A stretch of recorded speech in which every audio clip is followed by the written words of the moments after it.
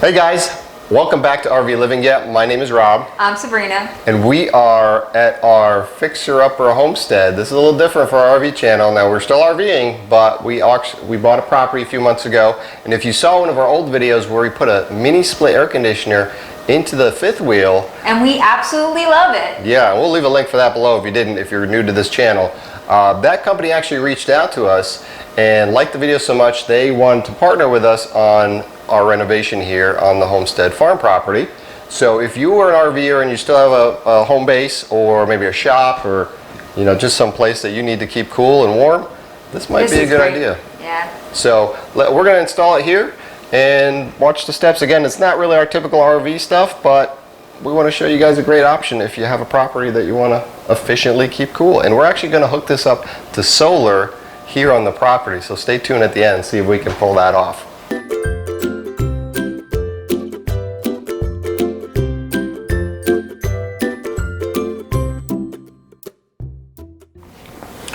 Alright, so what we're going to do in this video is we're going to unbox the product, show you what comes with it, and then throughout the video as we do the install, we're going to show you what we bought separately.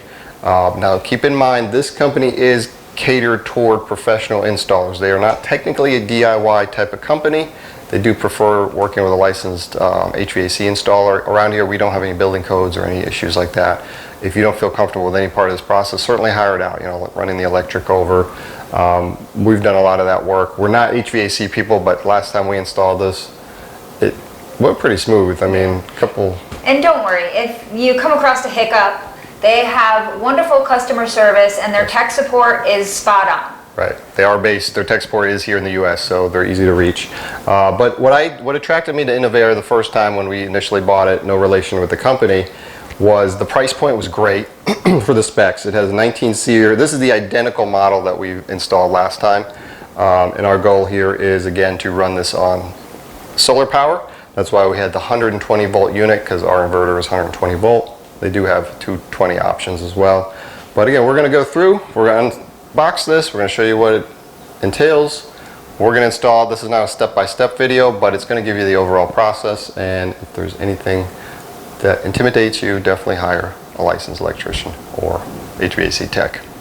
Now, you do need to keep in mind it does come on a freight truck, so you need to have accessibility. But don't worry, if you don't have accessibility, you can arrange with the freight carrier to be able to pick it up. Yep, so that makes it a little bit easier for you too. Now, I must say, when the package came off the freight truck, it was on a pallet, packaged extremely well protected, and no signs of damage at all. So let's get into this and let's get this thing installed. It's hot in here.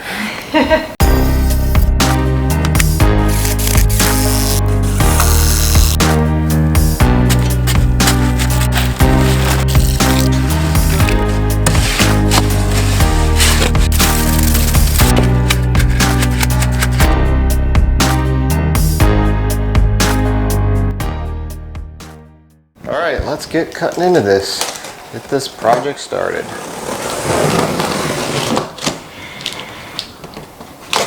This package is pretty good. Tape and staples and banding on a pallet, so it's no joke.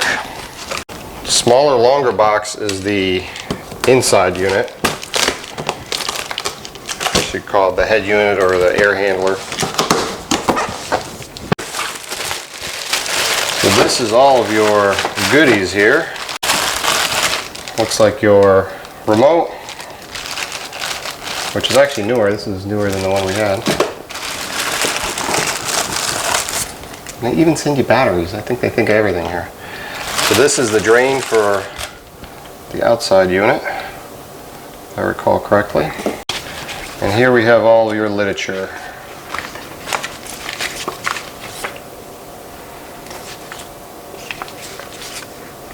Wow, look at that, user's manual. That tells you everything. It's extremely comprehensive. So if you have any doubts on how to install this, I think they got you covered. You got the remote control manual. Comes with a AI home Wi-Fi app, so that's cool. So you got mounting hardware. This is for your drain line.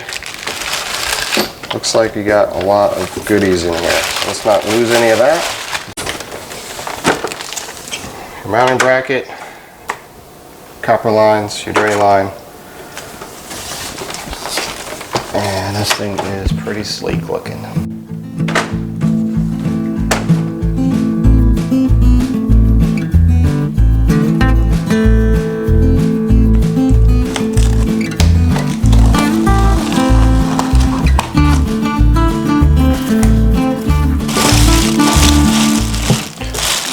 Alright, so it looks like we got our drain line, some putty for the sleeve, the wrap for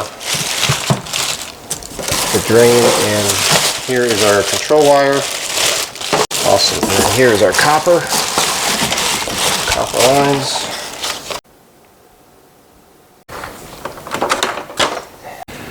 Alright, so this is the bracket off the back of the head unit. I'm going to mount this on the wall first, position it, and then we can start drilling holes through the wall, get our copper run, get our wires run, and get this install started. Alright, so what we're going to do here is find the center of this area to make this look nice, and see where we're going to mount this bracket. So I've already determined it's about 8 feet wide to the door, so 4 feet. It's going to put me right about here for center. And I'm looking at studs. Fortunately, this is an old house, so I can see the nail pops. So I know there's a stud right here. Most likely next to outlets there's a stud, so I can hear it. That's hollow, that's solid. So 16 inches over, puts me about here. And I see some more nail pops there, so I'm pretty sure right in this area I have a stud. The manual calls for mounting the top of the unit at a maximum of about 8 inches from the ceiling. Now it also does talk about the bottom being about 8 inches, or I'm sorry, 8 feet. We don't have that type of clearance, so I'd rather mount it with the clearance on top because it does take some airflow from the top. So we're going to be roughly about there to the top of the unit. So I've already marked center on my bracket. I have my center line, and I'm coming 8 inches off the ceiling. I'm probably going to end up just putting a screw right through the bracket here, and I'm going to put some wall anchors over here because I don't think I'm going to have studs where the bracket's going to line up, but that unit's pretty lightweight. Throw a level on it and make my marks where I need to be. About level right there. Mark. Mark. Let's get some ball anchors put in. Let's double check our level here. Make sure we're sitting good. Pretty darn good. Alright, we're going to put one right in the middle where the stud is. Good to go. Alright, so now we have our bracket in. We're going to drill our hole for our copper and power lines, and then we're going to route those outside. And eventually this unit is going to be mounted right in here. Alright, so we're going to bend this copper real gentle like. And bend it toward the back. It's going to go straight through the wall. Just like that. Okay. And then we have our drain line that's going to go with it as well. And then the power line, the communication line is going to go through the wall too. So, just like that. Alright, that came out good. So I'm going to drill the bigger hole. Alright, just using a hole saw here. Make sure we don't hit any wires. Alright, so now that I have a hole in this side, I'm going to go on the outside and drill inward. That way I can connect the two holes because this isn't long enough to get all the way through. Okay, we are through. In our case, we're going into a utility room first, and then we're going on a side wall. So I made my penetration here. Next, we're going to route the cables outside.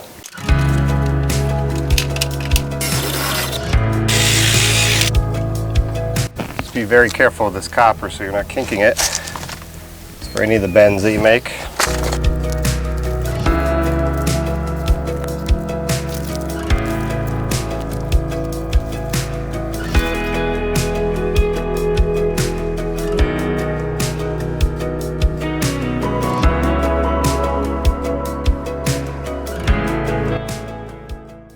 Alright guys, so I mentioned that there's a couple other things that we bought separately.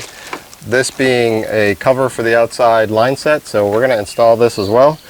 You may or may not need it. It's just going to dress up the outside a little bit. So.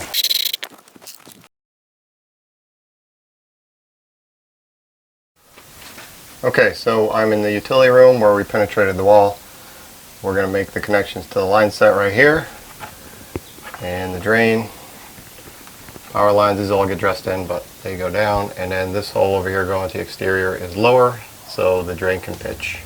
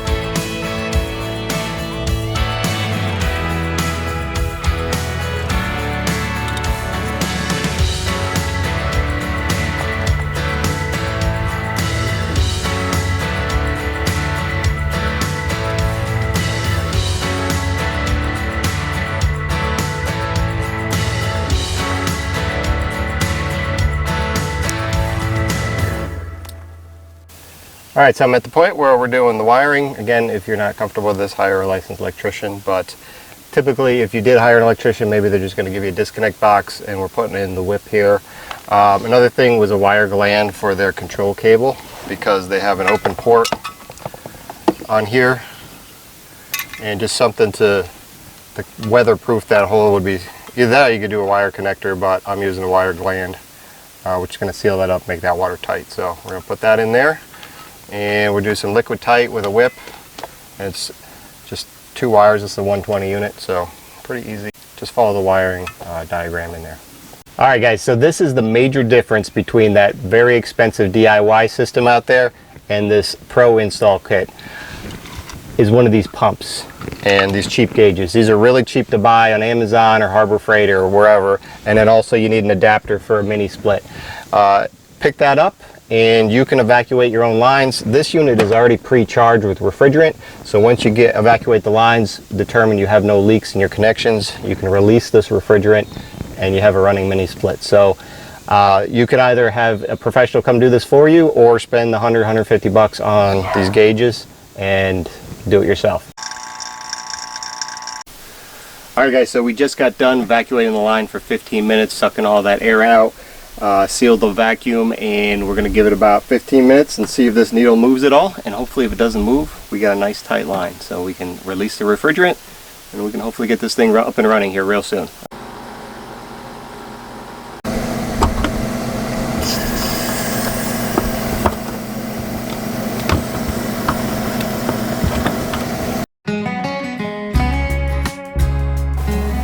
Okay, we are running the air conditioner at 77 degrees. It is providing nice cold air right now, so it is on, keeping the temperature in the room. And let me show you how this is currently running completely on solar power. Okay, as you can see here, we just added a critical loads panel below our regular grid power panel. So this panel below here is fed by our inverter system, coming from currently 1500 watts on the roof, and that array will expand. So we added this 20 amp breaker right here,